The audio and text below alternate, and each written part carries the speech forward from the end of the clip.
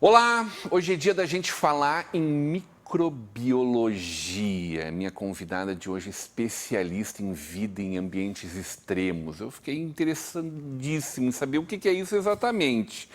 A gente pediu que ela usasse 3 palavras para se definir. Ela disse curiosa, questionadora, comprometida, dedicada, intensa, alegre, inteligente, esperta, respeitosa, gentil, educada, proativa e amante dos animais. Mas ok, ela é tudo isso mesmo.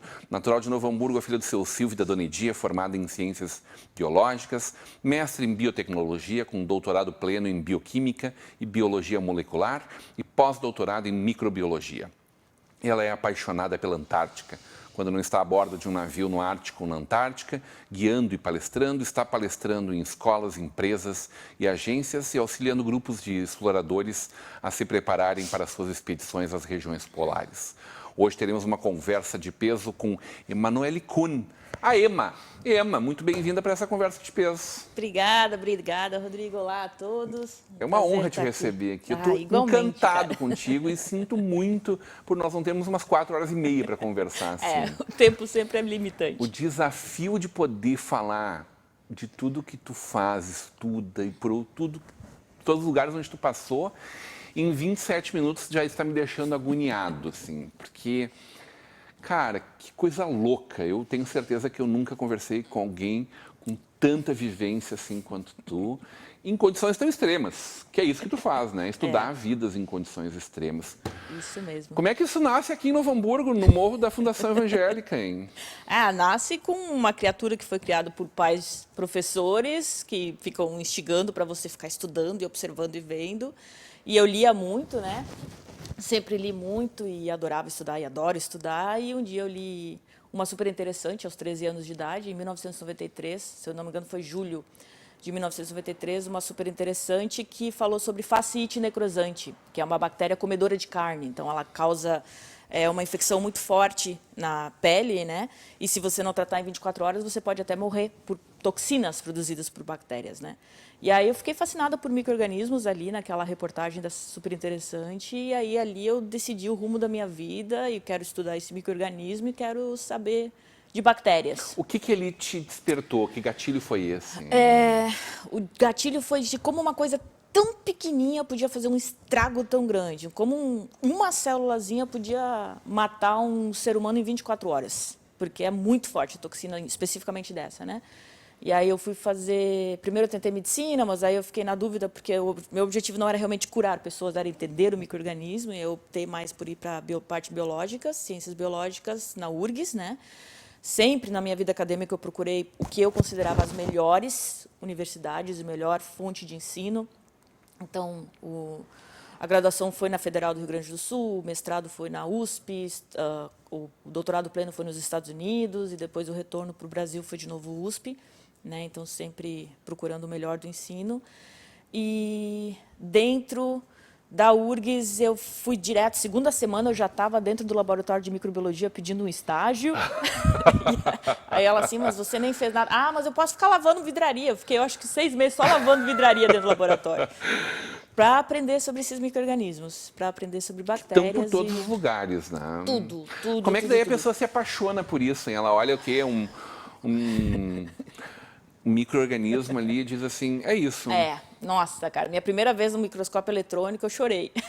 Mesmo? Isso não é brincadeira, Não é brincadeira, eu chorei de lágrima de emoção. É amor, né, meu? Quando a gente sente um amor... Mas a vida é uma coisa fantástica, né?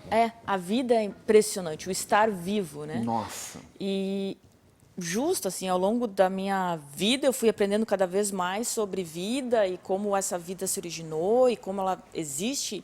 E dentro da microbiologia ambiental, os organismos de ambientes, que também é um assunto que eu fui ver só na universidade, né?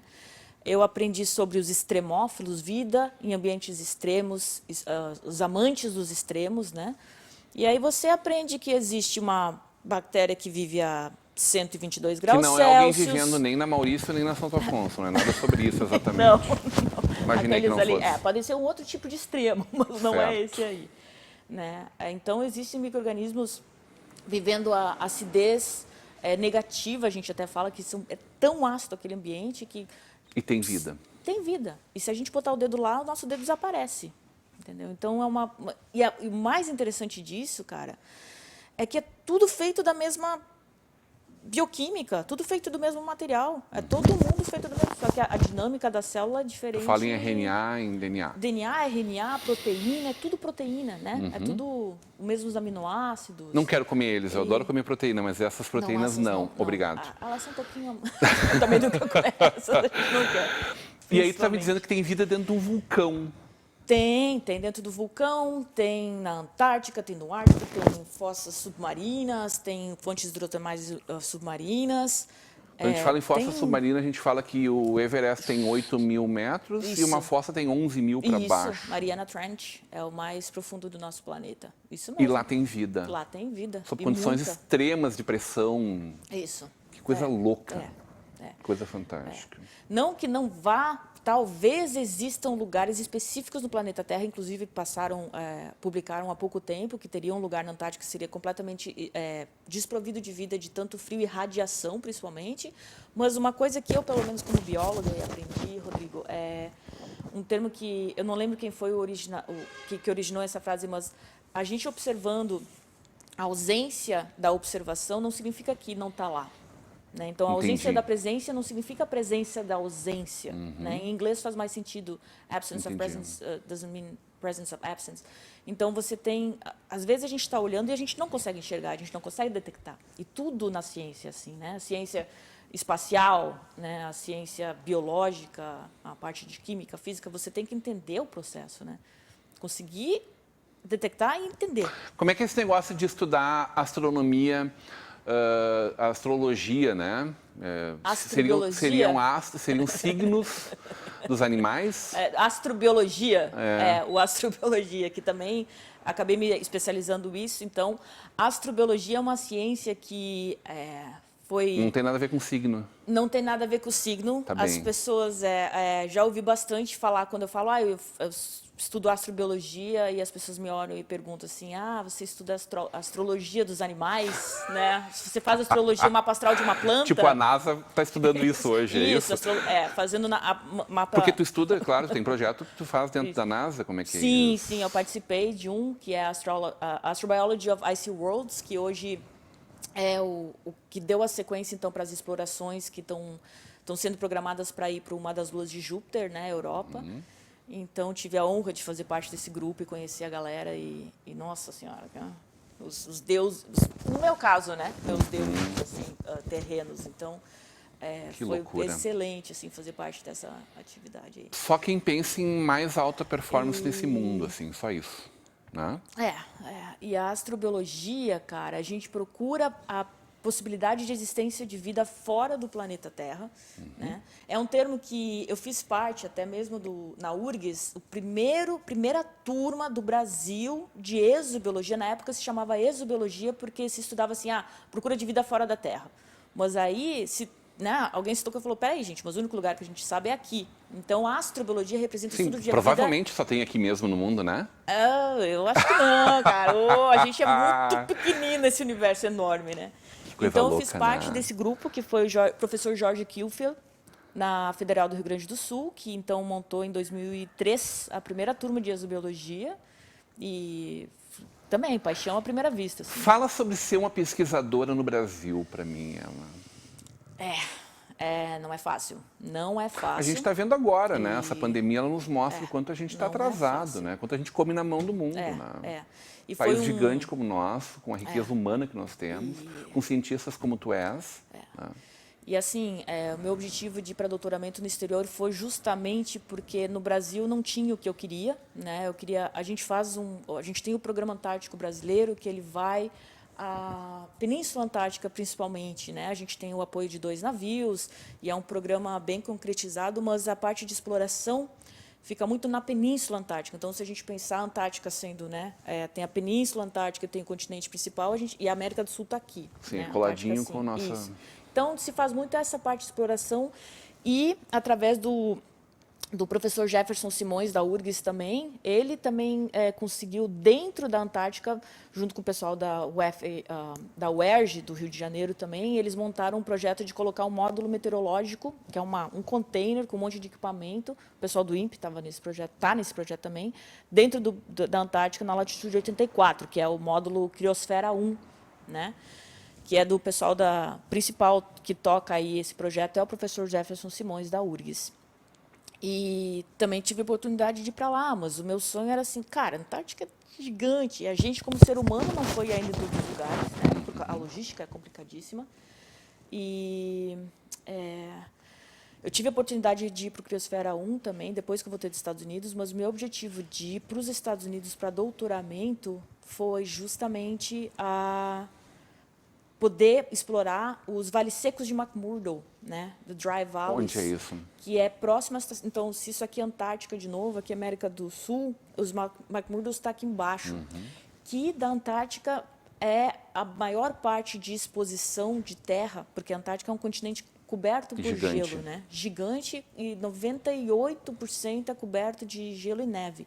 E a grande parte desses 2% que não é coberto está na península e nos McMurdo Dry Valleys, porque é tão seco e tão frio lá que a neve não fica, né? Ela sublima. Então, é um dos lugares mais secos do planeta Terra, é lá. Né? Que coisa fantástica! E eu quero falar dessa paixão aí. Quer dizer que tu trabalha na Ambev, é isso? Na Antártica, na Ambev. Não, no não continente é isso. Antártica, é verdade, é isso aí. Entendi. É outra questão que a gente tem que esclarecer quando a gente fala que trabalha na Antártica, que não é bem com a cerveja, né? Porque se eu fosse trabalhar com cerveja, eu trabalharia com a Polar, né? Essa sim, essa do Rio Grande. É isso aí. Vamos conversar sobre isso na volta do intervalo, sobre essa paixão da Ema. Hoje, numa conversa de peso com a microbiologista Ema Kuhn.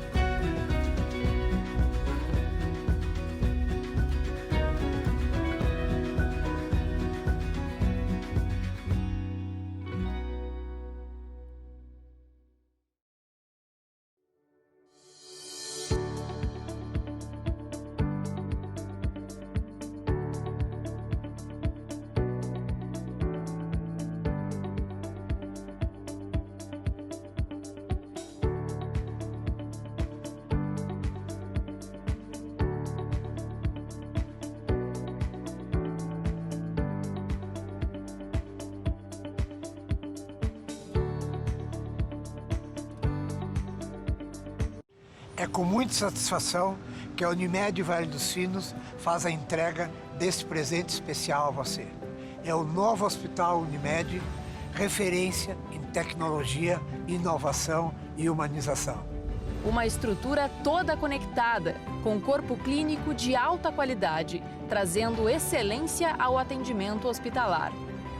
Unimed Vale dos Sinos. Cuidar de você. Esse é o plano.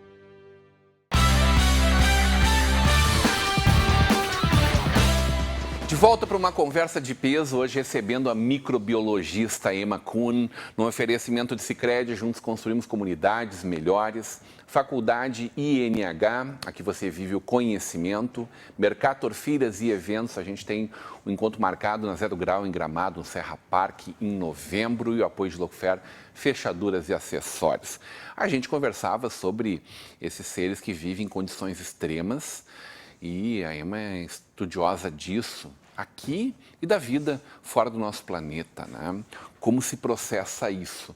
E aí a área de atuação máxima tua, eu acho que mais frequente, e que te leva a ser uma apaixonada por esse continente, é viver a Antártica, né? Quem de nós não cresceu olhando lá a figurinha do Barão de Tefé, né? Aquele navio maravilhoso que levava os nossos cientistas, os primeiros encontros que a gente teve com o continente gelado, né? Tu é uma pessoa de 2 polos, né? E eu achei maravilhosa, assim, a Bipolar Scientific, a empresa da EMA, que, quando fala bipolar, não é pessoas bipolares, mas é pessoas que vivem os 2 polos do nosso planeta. O polo ártico, ele já é muito mais habitado, né? Sim. As pessoas vivem lá na Lapônia, vivem na América do Norte, no Canadá, na Groenlândia. Svalbard, na Noruega também. Né? Noruega. Na Groenlândia. E tu viveu aquilo ali tudo também. O Ártico, eu ainda não explorei todo o Ártico, né? E também nem toda a Antártica, né? Os 2 ambientes são muito grandes, assim. Mas para o Ártico eu já tive oportunidade de ir para a parte, principalmente do norte do Canadá, norte dos Estados Unidos, né? O ponto mais ao norte do Alasca, em Barrow. Não foi para caçar, para pescar, aliás. Não foi para pescar, não foi para caçar. O pessoal vai para lá para pescar, né? Coisa linda. Deve ser gostoso ir passear lá. Viver lá, eu não imagino. E Groenlândia também. Não, lá deve ser lindo também. Imagina a São outros Groenlândia. Eu sempre mundos, brinco assim, as pessoas... Será que amam viver na Groenlândia porque lá é maravilhoso? Ou elas só nasceram lá e essa é a vida delas? Deve ser branco os dois, a vida acho que é os inteira, dois. assim, branco para todos os lados o tempo todo. Não é tanto, cara, porque você tem a tundra, você tem a vegetação de tundra lá, que são milhões de flores diferentes no verão e na primavera. É impressionante como floresce aquilo lá. Que tem um certo degelo. Tem. Você tem a parte do ciclo de frio e calor, né, do verão e inverno, então você tem tudo branquinho né, com neve depositada no inverno, mas aí quando vem a primavera, verão, floresce tudo. Eu fico imaginando isso, que coisa deliciosa, verde. assim, aquela paz que deve dar todo aquele branco, assim, por 15 minutos. Depois deve dar um desespero enorme. Não é assim? Não, eu fico 5 meses e fico desesperada quando tem que voltar pro Brasil. Tu fica 5 meses lá? 4 na Antártica, né? 4 a 5 meses na Antártica. Tu estava falando que na Groenlândia tem lugares que tem mais cachorros do que pessoas tem morando. Os huskies, né? Do norte, né? E eles têm vilas lá que... a gente chama de esquimós, mas são os Inuits, né? Que a gente chama esses moradores. Os nativos? Assim, os nativos, isso aí, lá da região polar norte. Groenlândia pertence à Dinamarca, na verdade, né? Groenlândia pertence à Dinamarca, isso. Que é um pedacinho longe, assim. Isso. Que é muitas vezes maior do que a Dinamarca mesmo. Isso né? mesmo. E tem vilas que tem o dobro de cachorros, né? Você vai numa que tem 2.000 pessoas morando, 4.000 cachorros. Porque são aqui os nossos bois de canga, por exemplo. E eles... uma relação tão íntima entre ter esses animais para ajudarem durante o inverno, porque eles vão junto para puxar os sleds, né? Então, precisa desses animais para trabalhar, são animais de trabalho. E os animais, eles sabem disso. Então, eles no verão, por exemplo, eles descansam, se alimentam, comem, e aí durante o inverno, quando precisa sair para caçar e precisa procurar comida, eles vão e assumem a posição deles. Tu viveu dentro do iglu? Não vivi. A gente, na Antártica, numa temporada de inverno, a gente construiu um. E o projeto acabou ficando 3 vezes maior do que o original. Então, deu um certo trabalho. Mas ficou legal, ficou super legal. Que compunha dentro do iglu, hein? Cara, era conseguir levantar as paredes e aí era um bando de brasileiro tentando montar o iglu, né? Então, tudo cabeça pensante, né? Tudo pesquisador. Claro. Né? Então, mas a gente tinha lá, a gente acabou cortando os blocos grandões de neve, assim, depositada próximo da antiga estação brasileira, né? Que anteriormente existia. E a gente começou a montar, e aí, estrategicamente, tentando botar junto, mas ficou muito grande o bichinho. E acho que tinha 3 compartimentos dentro, assim, porque aí ficou um iglu, né, em forma redonda, mas a gente teve que botar paredes dentro para ficar segurando o teto. E quanto fica a temperatura daí lá dentro? A temperatura, ela fica... Então, assim, um iglu não vai aumentar uma temperatura, ela vai manter um calor ali dentro, né? Então, se fora começar a ventar, você te protege já do vento, porque uma coisa você está com frio de temperatura, outra coisa você está perdendo calor por causa de vento, né? Entendi. Então, vai te proteger do frio de fora. Mas, assim, a gente tentou dormir lá uma noite e o cobertor congelou. Aí a gente... Não rola. Acho que a gente vai voltar Isso foi do lado da antiga estação de rádio Não foi a de rádio, foi um outro módulo de pesquisa que existia na Antártica e a gente acabou dormindo dentro do módulo, porque não. Tu foi para lá desde 2005. 2005. Como é que foi tua chegada lá a primeira vez? Foi estonteante, assim. Eu lembro de ter. A gente desce com o Hércules, né, da Força Aérea Brasileira, na Ilha Rei Jorge, que é onde a gente tem a estação brasileira. E a primeira vez que eu fui foi com o Programa Antártico Brasileiro, através do mestrado na USP. E é aquela coisa, você já vê um outro... Eu sempre falo, cara, agora nas minhas palestras, assim, a Antártica é um mundo dentro do nosso mundo. É um outro lugar aquilo lá, né? Então, foi, para mim, difícil achar palavras para expressar isso, assim, você foi ver aquele branco, aquele cinza das rochas, do solo, aquele azul da água, né? E eu lembro, assim, quando a gente chegou na estação, foi mais fim de tarde, então até a gente se adaptar, eu saí pela minha primeira caminhada e... Isso verão. Eu me senti... Isso foi dia 26, foi dia 6 de dezembro de 2005. E que temperatura estava fora, assim? Ali talvez 5 graus, alguma coisa. Tolerado, então sim. no verão... O pessoal vai a Gramado para eu tomar chocolate quente, tudo certo. O verão da Península Antártica não é tão frio, né? Então... agora, até mesmo com as expedições que eu faço de turismo, a gente pega dias que você está de camiseta. Quando a gente, eu saio, no caso, tu, né, Emma? Não, mas dá, assim, o outro ainda dá, quem acostuma, mas até Tu estava mesmo... dizendo que a tua mãe aqui estava entrochada e tu estava de camiseta. cerola e não sei quanto lá, e eu de camiseta e bermuda em casa, e chinelinho. Mas, justamente, para mim, tá lá tá no meu ambiente, né? Então, até mesmo é interessante, mas quando a gente sai, porque as expedições agora que eu faço são em navios de expedição turísticas, né? Então Tu acompanha turistas? Isso. A gente leva turistas até lá, tanto o Ártico quanto a Antártica, e a gente faz as visitas para fora do navio, né? E também faço as palestras dentro. E quando a gente sai, eu boto uma camiseta e o casacão, porque a gente precisa sempre, ou você usa um casaco à prova de água, e aí você usa um colete salva-vidas, ou você usa um casacão que a gente chama Mustang, que é um casaco que já tem flutuadores. E eu prefiro desse porque eu boto minha camiseta e meu casacão já era, né? Tem uma galera que bota camiseta, bota uma blusa de lã, bota uma blusa de algodão, bota não sei o quê, e bota o casacão. Eu fico olhando, cara, eu fico assim, gente, eu já estou com calor só de olhar para você. Assim. E às vezes que eu tento botar uma manga a mais, eu suo, não adianta. E aí, suar nesses ambientes é a pior coisa que você tem para fazer, né? Porque aí você perde calor muito mais rápido. Então, mas Hoje tu moras em São Paulo, né? Tá de férias aqui no Sul. Mora em São Paulo, mas o teu mundo é o mundo inteiro, e olhando para fora dele. E dentro do Brasil também tem outras regiões que tu tem estudado. Isso, Eu trabalho assim, eu até diria assim, eu não estou em férias, assim, né, Rodrigo? Eu estou em stand-by, aguardando aí porque as temporadas foram canceladas agora, né? A Antártica foi cancelada por causa da pandemia, o Ártico foi cancelado, aí...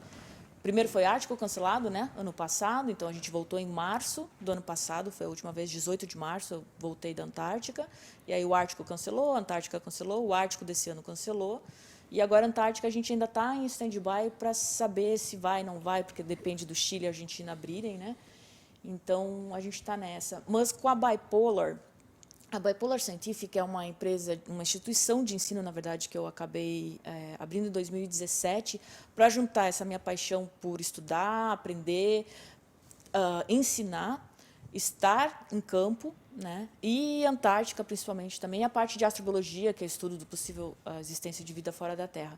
Então, é uma instituição educacional que eu faço palestras, tanto em inglês quanto em português, em escolas, em agências, e até mesmo dei treinamentos em agência em São Paulo, quando eles, por exemplo, começaram a vender pacotes turísticos para a Antártica aqui do Brasil, ninguém sabia como é que vendia, né? O que faz lá? Né? Então, eu falava para os passageiros, para os possíveis convidados, a gente vai para lá e faz isso, né? São essas as atividades.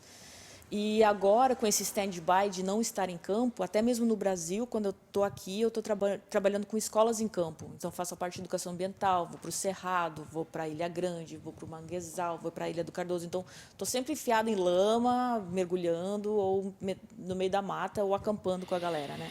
Vamos combinar que isso é uma coisa premente, né? Porque do jeito que a gente vai, em alguns anos, provavelmente, a gente vai encontrar muito menos vida nesses ambientes, né? A gente está vendo os ursos polares, né? Quem Sim. de nós não adora ver a propaganda da Coca-Cola, né? Coisa linda, aquele bichinho lindo, né? Fofo. Imagino que pessoalmente não seja exatamente assim, mas a gente morre de pena de ver aqueles animais sofrendo, morrendo afogado, caindo né? Enfim, aquelas cenas horríveis que a gente vê. Fora a matança, né? Mas matança de focas é um horror, né? É a parte da poluição, é a parte de encontro com o ser humano, que aí os Inuits, né, as pessoas que moram lá têm direito, por segurança, a matar. A gente sempre tem um guia armado, né, no Ártico. Você precisa ter, porque tem um predador terrestre. Antártica não tem predador terrestre, né? Os predadores são aquáticos. Pinguim não é um predador. Pra gente, não. Não, com certeza pra gente não. Pode ser para peixinho, pode ser para crio, mas pra gente não.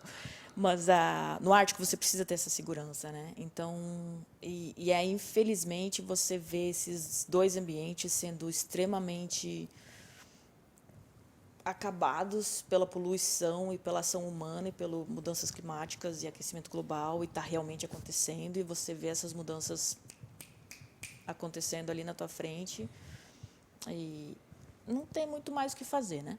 Porque o processo já foi iniciado.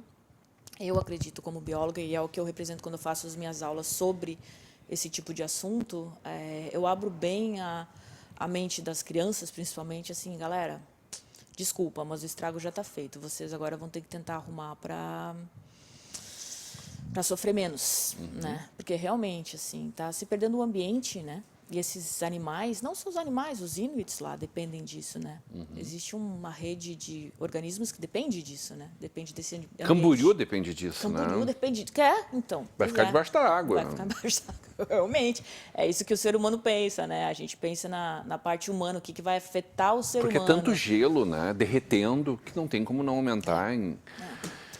E a parte que afeta, cara, não é assim as grandes, esses icebergs gigantes que estão deslocando da Antártica. Esse pedaço de gelo já está contado para o volume do oceano, porque ele já está em cima da Antártica, já está em cima do oceano, entendeu? Sim. Só que isso está segurando o gelo para dentro do continente. Tirou isso, é que nem bolo, quando você tira um pedaço e começa a escorrer a cobertura, assim.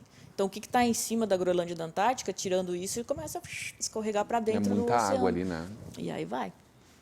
E aí vai. As pessoas questionam muito, né, o efeito estufa, se isso não é uma ficção, tal. A gente estaria entrando numa nova era glacial e não... Tu estás convencida disso? Estamos acabando com esses climas? Ah, com certeza. Não... tá tudo registrado, né? É o que eu falo para os meus alunos, assim, a gente não tenha dúvida, porque a gente já está medindo isso há décadas, tem dados mostrando isso, né? O Ártico há 100 anos, né?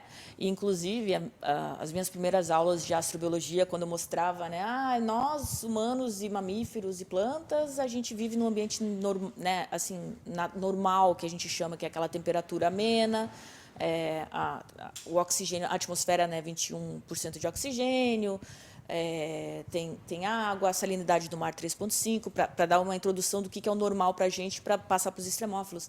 E o meu slide dizia a temperatura média da Terra de 15 graus. Agora você tem que botar para 16, né? Porque mudou. Isso, parece que é 1 grauzinho só, mas faz toda a diferença. Que a galera não se toca. Adorei conversar contigo, evidentemente que a gente, poxa, não falamos nada Tem muito para falar. De vida fora daqui. Tu falas em possível, mas é quase improvável vida fora daqui. A questão de um dia a gente chegar a ter esse contato, porque evidentemente algumas vidas existem, né? Mais inteligentes que a nossa, quem sabe, né? Difícil de imaginar, né? Mas, evidentemente, é uma conversa instigante, maravilhosa, sobretudo dá um orgulho enorme saber que tem uma cientista deste gabarito, daqui da nossa cidade. Da Vila Nova, né? Portada para o mundo. Isso aí. Obrigado, Emma. Obrigada, Rodrigo. Obrigada eu. Hoje, numa conversa de peso com a microbiologista Emma Kuhn. Continue agora com a programação da nossa Vale TV, da nossa rede comunidade de televisão.